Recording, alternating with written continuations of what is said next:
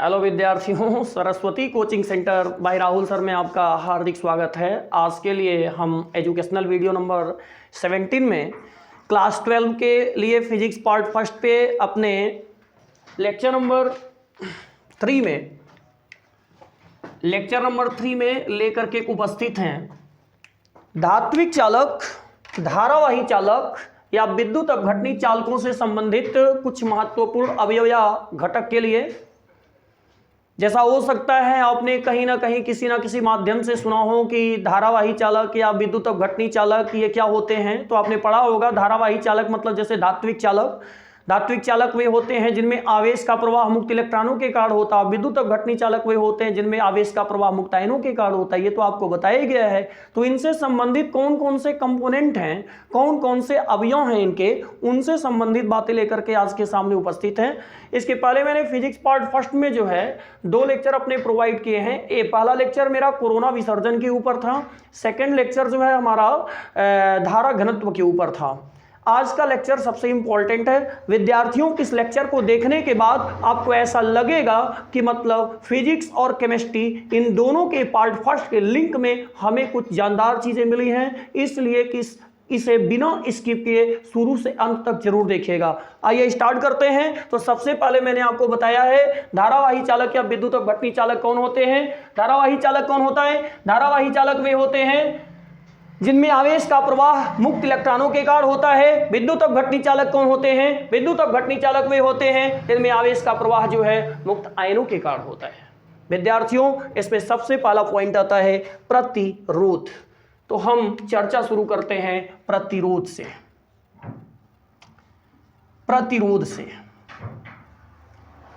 विद्यार्थियों, पॉइंट को ध्यान से, पूरे ख्याल से, प्रतिरोध को अंग्रेजी में बोलते हैं रेसिस्टेंस। प्रतिरोध को अंग्रेजी में बोलते हैं रेसिस्टेंस। विद्यार्थियों, एक बात फोकस करिएगा, प्रतिरोध का मतलब होता है, प्रतिरोध का शाब्दिक अर्थ होता है प्रतिबाधा।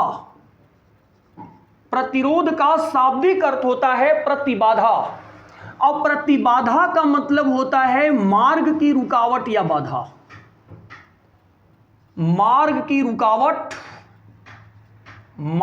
रुकावट या अवरोध या बाधा। पहले आप इस बात को समझने की कोशिश करिए कि किसका क्या मतलब है। प्रतिरोध को अंग्रेजी में रेसिस्टेंस कहते हैं। प्रतिरोध का हमारे दैनिक जीवन में मतलब होता है प्रतिबाधा से। प्रतिबाधा का मतलब होता है मार्ग की रुकावट या बाधा। यानी कभी भी चाहे धात्विक चालक हो या विद्युत अपघटनी चालक हो, उनके भीतर जब भी आवेश का प्रवाह होता है तो उस आवेश के प्रवाह को एक मार्ग की रुकावट का सामना करना पड़ता है, जिसे हम प्रतिरोध के नाम से जानते हैं।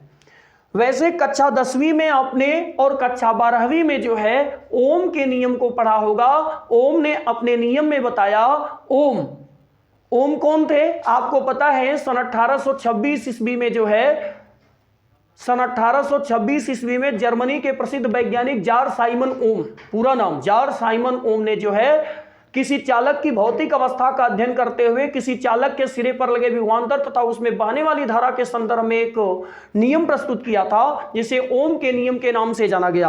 आज भी आपको ओम का नियम याद होगा। ओम का नियम कहता है, यदि किसी चालक की भौतिक अवस्था जैसे ताप, दाब, आयतन, क्षेत्रफल, लंबाई इत्यादि में कोई परिवर्तन ना किया जाए तो चालक के सिरे पर लगे विभवांतर तथा उसमें बहने वाली धारा का अनुपात एक नियतांक होता है। अगर वहां से विचार करें तो यहां पर हमें मिलता है कहां से? ओम के नियम से।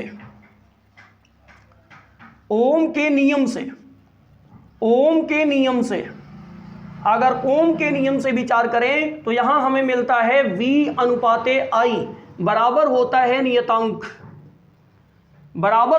नियतांक। इसका मतलब साफ हुआ कि जो V बटा I है ये बराबर होता है नियतांक के।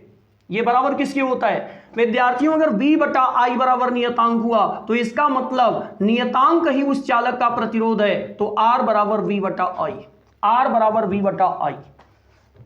अब आप कहेंगे R क्या है? R किसी भी प्रकार के चालक के लिए नियतांक है जो उसके विद्युत प्रतिरोध या प्रतिबाधा के रूप में कार्य करता है। आर एक नियतांक है, आर एक नियतांक है जो किसी भी प्रकार के चालक के लिए प्रतिरोध के रूप में है, प्रतिरोध के रूप में है। पहले आप इसे समझिए, प्रतिरोध के रूप में है। और अगर आप यहां से R का मात्रक निकालना चाहें, अगर आप यहां से R का मात्रक निकालना चाहें कि R का मात्रक क्या होगा, तो विद्यार्थियों आप जानते हैं R बराबर दिया है V बटा I, तो इसका मतलब साफ हुआ कि अगर आप R का मात्रक निकालेंगे तो R का मात्रक बराबर होता है V का मात्रक, आप पूरे के बटा होगा I का मात्रक। अगर इसको आप सीधे करेंगे तो V का मात्रक होता है वोल्ट और I का मात्रक होता है एम्पियर। तो एक बात तो फिक्स है, इसका जो मात्रक आपके सामने आ रहा है वो क्या आ रहा है, वोल्ट प्रति एम्पियर, वोल्ट प्रति एम्पियर। और अगर आप इसको तोड़ ऐसे लिखें तो ऐसे भी वैलिड है, volt into ampere inverse, volt into ampere inverse. किंतु विद्यार्थियों प्रतिबाधा शब्द की कल्पना वैज्ञानिक ओम के द्वारा की गई थी। प्रतिबाधा शब्द की कल्पना, प्रतिरोध शब्द की कल्पना साइंस में वैज्ञानिक ओम के द्वारा की गई थी। इसीलिए आर को ओम में लिखा जाता है। किस में लिखा जाता है, आर को ओम में लिखा जाता है। और अगर आर को ओम में लिखा जाता है, फोकस करिए, अगर आर को ओम में लिखा जाता है तो इसे ग्रीक भाषा के अक्षर, इसे ग्रीक भाषा के अक्षर ओमेगा से दर्शाते हैं, ओमेगा से दर्शाते हैं। इसे फोकस करिएगा, ये ओमेगा है, इसे आपने देखा ही होगा, ये ओमेगा है, ओमेगा से दर्शाते हैं।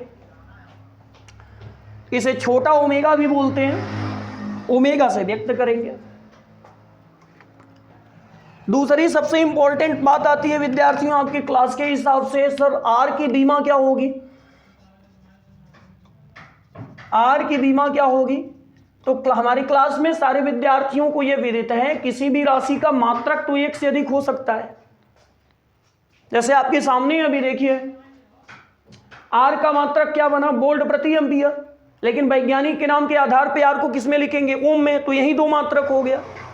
किसी भी राशि का मात्रक एक से अधिक हो सकता है, किसी भी राशि का मात्रक एक से अधिक हो सकता है, लेकिन उस राशि के लिए बीमा हमेशा केवल एक होती है, बीमा एक से अधिक नहीं होती।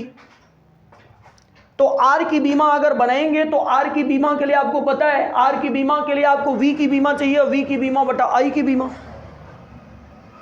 तो इसका मतलब यहां आपको चाहिए वी की बीमा, और अगर यहां पर वी की बीमा चाहिए, अगर वी की बीमा चाहिए तो नीचे आपको चाहिए आई की बीमा। अब अगर बी की बीमा आपको नहीं मालूम है तो आपको पता है वी बराबर सूत्र होता है डब्ल्यू इंटू क्यू, वी बराबर डब्ल्यू इंटू क्यू होता है, या वी बराबर डब्ल्यू बटा क्यू लगा दीजिए, वी बराबर डब्ल्यू बटा क्यू होता है। वी बराबर क्या होता है, डब्ल्यू बटा क्यू, वी बराबर डब्ल्यू बटा क्यू लगा दीजिए। तो v बराबर डब्ल्यू बटा क्यू लगाएंगे तो w ऊपर चला जाएगा, माने w की बीमा, w की बीमा अब पूरे के बटे में यहां हो जाएगा q की बीमा। आप q की बीमा लगाएंगे तो गुणा में कौन है, i की बीमा। बोर्ड पे निगाह बनाए रखें। वैसे हम तो डायरेक्ट रख सकते थे v की बीमा, बट आप सीखिए, इसको ध्यान दीजिए, v की बीमा बटा i की बीमा। तो v की बीमा कैसे है, v बराबर होता है सूत्र w बटा q। अब v बराबर w बटा q होता है तो w की बीमा बटा q की बीमा, अगुना में i की बीमा। अब w की बीमा आप कहेंगे हमको w की बीमा भी नहीं मालूम है, मत याद करिए, ध्यान दीजिए, आगे इसको डिराइव करिए, बाद में याद करिएगा मिलने के बाद। हम जानते हैं कि कार्य बराबर सूत्र होता है बल गुणे बल की दिशा में विस्थापन। तो कार्य बराबर सूत्र बल गुणे बल की दिशा में विस्थापन, इसका मतलब f की बीमा गुणे d की बीमा। अब पूरे के बटा में क्यू की बीमा, आगुना में आई की बीमा, आई की बीमा। विद्यार्थियों आप यहां फोकस करिए। अब इसके आगे बोलिए, हम एक बार रिवाइज करते हैं। आप किसकी बीमा बनाने चले थे, सिखा रहे हैं। इसके बाद आगे से जब भी आपको बताया जाएगा तो हर एक चीज की बीमा डायरेक्ट पुटअप की जाएगी। ध्यान दीजिएगा, याद रखिएगा आज के क्लास से किसकी बीमा क्या होती है। आर की बीमा निकालनी है तो आर बराबर बी बटा आई होता है, तो बी की बीमा बटा आई की बीमा क्या होती है, वी की बीमा। वी की बीमा के लिए डब्ल्यू की बीमा बटा क्यू की बीमा। अब आप कहेंगे सर जी क्यू इंटू आई की बीमा, आप कहेंगे हमें डब्ल्यू की बीमा नहीं मालूम है। डब्ल्यू का सूत्र सोचिए, 9 से ही पता है, कार्य बराबर बल गुणे बल की दिशा में विस्थापन। बाकी क्यू की बीमा और आई की बीमा। अब क्यू सबको मालूम है, अगर आप चाहें तो यहां पर क्यू को भी रिमूव कर सकते हैं। क्यू सबको मालूम है, क्यू क्या होता है, आवेश बराबर धारा गुणे समय। तो यहां पर क्या हो जाएगा, आई की बीमा और गुणा में टी की बीमा, टी की बीमा। अब आप सबकी बीमा बना लीजिए, इसको हम ऊपर आपको बताते हैं, प्रोवाइड करते हैं। ऊपर लिखे गए बिंदुओं को हटाइए, स्क्रीनशॉट में लीजिए।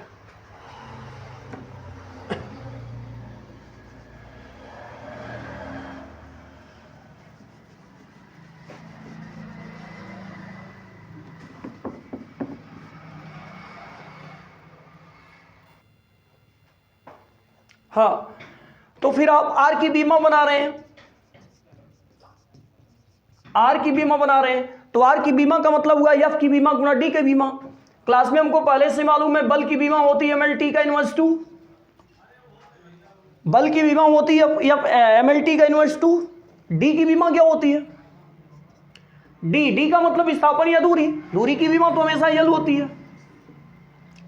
पूरे के बटा आई की बीमा, आई की बीमा, आई का आई माने धारा, धारा मतलब एम्पियर, बीमा ए होती है, गुना टी की बीमा, टी की बीमा टी ही होती है, गुना फिर आई की बीमा। आवेश बराबर सूत्र होता धारा गुणा समय, तो धारा गुणा समय का मतलब आई गुणे टी, और यहां पर आई पहले से था क्योंकि बी बटे आई था। अब विद्यार्थियों अगर आप इसको फिक्स करके बाहर निकालेंगे तो ध्यान दीजिए, ये ml स्क्वायर है, यम एल है, यल में यल का गुणा होगा तो ये ml स्क्वायर होगा। ध्यान दीजिएगा, ml स्क्वायर होगा, और ये t का इनवर्स 2 है, ऊपर जाएगा तो एक इनवर्स और होगा तो t का इनवर्स 3 हो जाएगा। अब आगे फोकस करें, a पे a है, a स्क्वायर है, a ऊपर जाएगा, a का इनवर्स 2 हो जाएगा। और अगर आप यहां पर इसे फिक्स करके बाहर निकालें, फिक्स करके अगर बाहर निकालने की चेष्टा करें, फिक्स करके सोचें कि इसकी बीमा वास्तविक रूप में क्या बन रही है, क्या हो रहा है, तो ध्यान से सुने। आर की बीमा, बी की बीमा बटे आई की बीमा क्या होता है, वी बराबर सूत्र होता है डब्ल्यू बटा क्यू, डब्ल्यू बटा क्यू लग गया। अब आपने डब्ल्यू बटा क्यू लगाया तो अब आपको पता है अगर बी बराबर डब्ल्यू बटा क्यू होता गुना आई की बीमा, ये आई की बीमा हो गई। अब आप कहेंगे सर क्यू नहीं मालूम है, क्यू बराबर आवेश बराबर धारा गुणे समय और कार्य बराबर होता है एफ गुणे डी। आपने इसको लगाया और लास्ट में आपने आर के बीमा की डिस्कस कर ली, और आर के बीमा की जब डिस्कस की तो सबसे पहले आपने एफ की बीमा लगाई। क्या होती है एफ की बीमा, बल की बीमा क्या होती है MLT का इनवर्स 2, गुणा में विस्थापन की बीमा क्या होती है L। अब पूरे के बटा में आई की बीमा A, फिर T की बीमा T, फिर आई की बीमा A। अब इसको सॉल्व करिए तो यम है, यल यहाँ है, यल यहाँ भी है, L का स्क्वायर हो जाएगा, और ये T का इनवर्स 2 है, ये ऊपर जाएगा, फिर ये इनवर्स में आएगा T का इनवर्स 3, और लास्ट में आपको मिलेगा A का इनवर्स 2। विद्यार्थियों बीमा जब भी निकालना होता है तो बीमा निकालने के लिए हमेशा 11th क्लास में आपको बताया गया है कि बीमा हमेशा MLTA के विभिन्न पदों में बनाई जाती है। अगर बीमा हमेशा MLTA के विभिन्न पदों में बनाई जाती है तो एक बात तो फिक्स है, एक बात तो फिक्स है, ये आर की बीमा निकल गई आपकी। एक बात तो फिक्स है कि यम किसकी बीमा, यम माने द्रव्यमान, एल किसकी बीमा, यल माने लेंथ लंबाई दूरी विस्थापन कुछ भी हो, टी का मतलब टाइम समय की बीमा, ए माने एम्पियर धारा की बीमा। हमेशा बीमा MLTA के विभिन्न पदों में लिखी जाती है। आपने आर के पूरे स्टेटमेंट को खत्म किया। अब हम चलते हैं आगे के स्टेटमेंट में, अपने दूसरे पॉइंट को लाते हैं। इसका स्क्रीनशॉट लीजिएगा।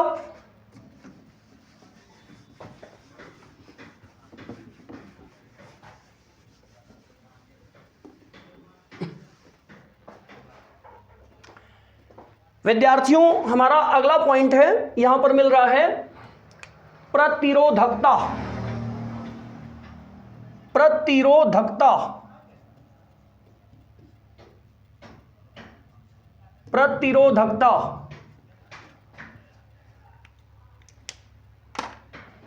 प्रतिरोधकता, प्रतिरोधकता को हम अंग्रेजी में बोलते हैं रेसिस्टेंटिविटी।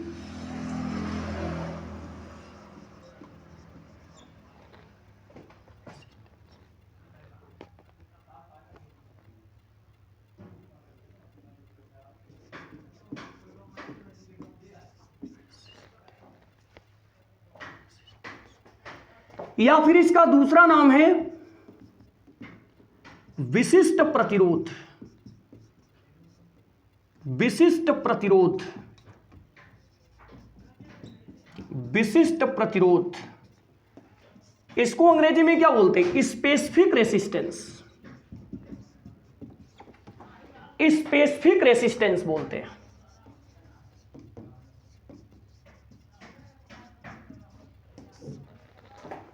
ध्यान दीजिएगा, स्पेसिफिक रेसिस्टेंस बोलते हैं। मतलब प्रतिरोधकता का ही दूसरा नाम क्या है? विशिष्ट प्रतिरोध, विशेष प्रकार की प्रतिबाधा ही है। विद्यार्थियों, जब भी आपको प्रतिरोधकता को परिभाषित करनी हो तो प्रतिरोधकता को परिभाषित करने के लिए आपको कुछ व्यंजक ध्यान देने हैं। विद्यार्थियों, सबसे पहला पॉइंट ये होता है किसी चालक का प्रतिरोध चालक की लंबाई के समानुपाती होता है, समानुपाती होता है। ये बात तो सबको मालूम होगा। किसी चालक का प्रतिरोध चालक की लंबाई के समानुपाती होगा, मतलब R समानुपाती है। इसका मतलब ये एक बात तो लाज़मी है आज की भी दुनिया में कि जितना ज्यादा दूरी चलेंगे उतने ज्यादा प्रतिबाधा मिलेगी, जितने ज्यादा दूरी कम होगी उतने कम प्रतिबाधा होगी, जितना ज्यादा दूर चलेंगे उतने ज्यादा प्रतिबाधा है, और जितने कम दूरी चलेंगे उतने कम प्रतिबाधा। 5 किलोमीटर की दूरी चलेंगे प्रतिबाधा ज्यादा मिलेगी, प्रतिबाधा मतलब रास्ते की रुकावट। 2 किलोमीटर की दूरी चलेंगे प्रतिबाधा कम मिलेगी। तो लंबाई बढ़ने से प्रतिबाधा बढ़ती है। सबसे पहली बात तो आपने ये फिक्स किया, और ये हमारे लिए समीकरण नंबर 1 है। विद्यार्थियों, अगर दूसरे पॉइंट को हम देखें तो किसी भी चालक का जो प्रतिरोध होता है, किसी चालक का प्रतिरोध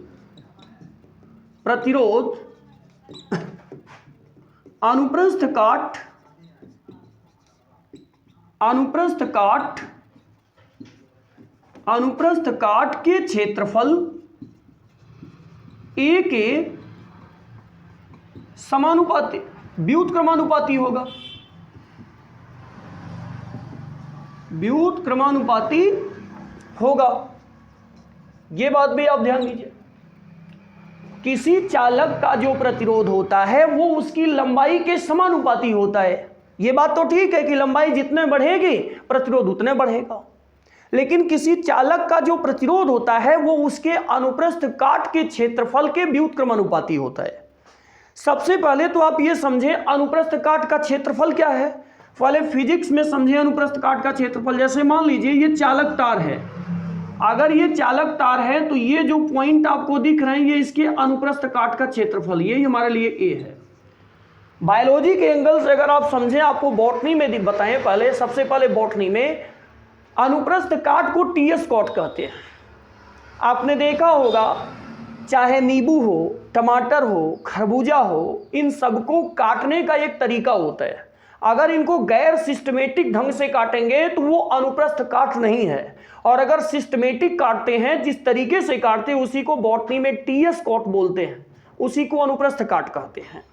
दूसरी सबसे बड़ी बात यह है कि अगर हम जूलॉजी में आ जाएं और पूछा जाए हमसे मनुष्य के हृदय की आंतरिक संरचना को कैसे देखा जा सकता है, तो इसका सीधा आंसर दिया जाता है टीएस कॉट से, अनुप्रस्थ काट से। विद्यार्थियों, आप अपने दिमाग में अगर सेटलमेंट करें अनुप्रस्थ काट का मतलब क्या हुआ, तो अनुप्रस्थ काट का मतलब होता सही काट। बायोलॉजी की दुनिया में इसको टीएस कॉट कहते हैं।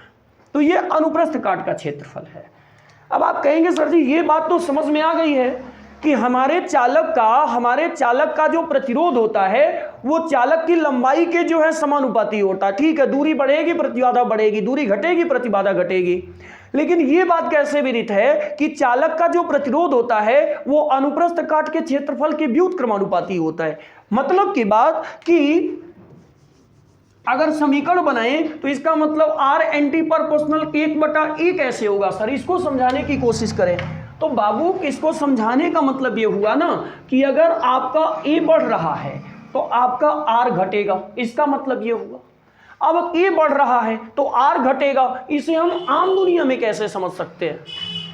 लंबाई बढ़ रही है प्रतिबाधा बढ़ेगी, आम दुनिया में समझ लिए, लेकिन R का वैल्यू घटेगा, A का वैल्यू बढ़ेगा, ये कैसे समझेंगे? आइए आपको बताते हैं।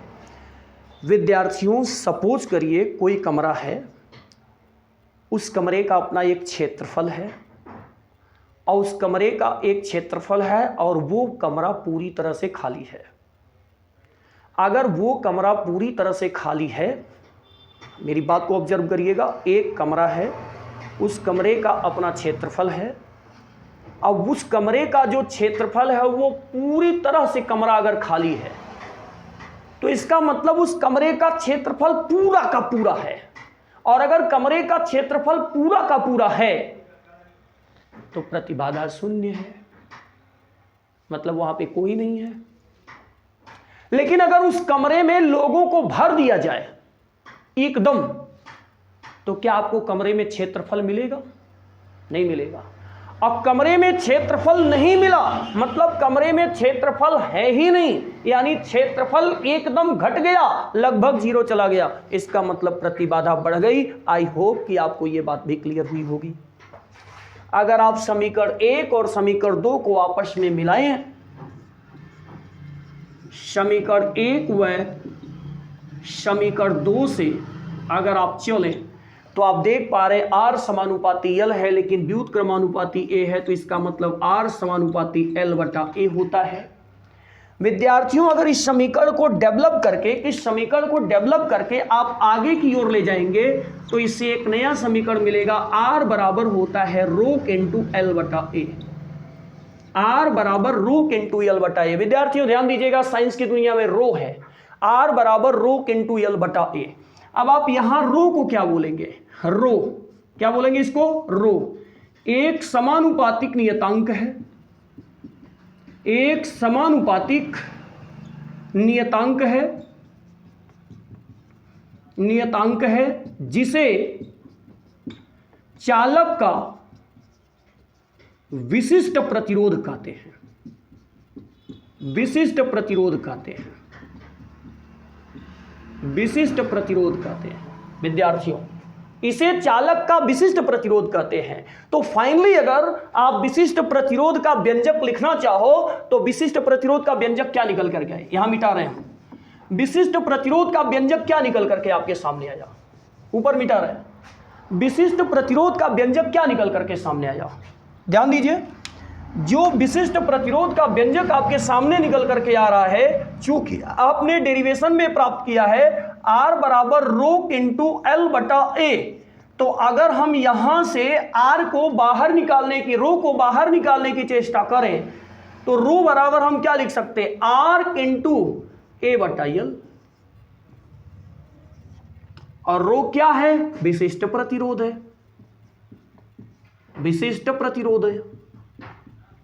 रो क्या है? विशिष्ट प्रतिरोध है। और अगर रो विशिष्ट प्रतिरोध है तो यहां पर हम रो का मात्रक कैसे निकालें? तो क्लास में सारे बच्चों को विदित है, रो का मात्रक कैसे निकालेंगे? तो रो का मात्रक क्या होगा? R का मात्रक गुणा में A का मात्रक अब बटा में L का मात्रक। ये विदित हुआ यहां पे। और अगर ये ऐसा विदित है तो आप फोकस नीचे ध्यान दीजिएगा, अगर ये ऐसा विदित है तो आप फोकस करके बताइएगा रो का मात्रक क्या निकल करके आ रहा है? रो का मात्रक बराबर क्या निकल करके आया? R का मात्रक। तो R का मात्रक क्या होता है? ओम। A का मात्रक क्षेत्रफल का मात्रक आपने पढ़ा होगा मीटर स्क्वायर। SI देखते हैं हमेशा, बटा यल लंबाई का मात्रक मीटर, तो स्क्वायर से मीटर कैंसिल हो जाएगा, इसका मतलब फिक्स हुआ विद्यार्थियों, इसका मात्रक ओम इंटू मीटर होता है, ओम इंटू मीटर होता है। विद्यार्थियों आज के क्लास में बस इतना ही, लेकिन एक बात कमेंट सेक्शन में ये जरूर भेजिएगा, एक बात ये कमेंट सेक्शन में जरूर रिप्लाई कीजिएगा कि अगर आर का मात्रक ओम होता है और आर की बीमा निकल करके क्या आई थी आपको अच्छी तरह से मालूम है, आर की बीमा क्या निकल करके आई थी आपको अच्छी तरह से मालूम है आज भी। तो अगर आर की बीमा आपको ज्ञात है, आर की बीमा आपको ज्ञात हो चुकी है, तो कमेंट सेक्शन में इस बात को जरूर बताइएगा कि रो की बीमा क्या होगी। फिलहाल धात्विक चालक और विद्युत अपघटनी चालक के घटकों के लिए आज के क्लास में इतना ही, शेष के क्लास के लिए मिलते हैं नेक्स्ट डे। तब तक के लिए धन्यवाद। Thank you for watching.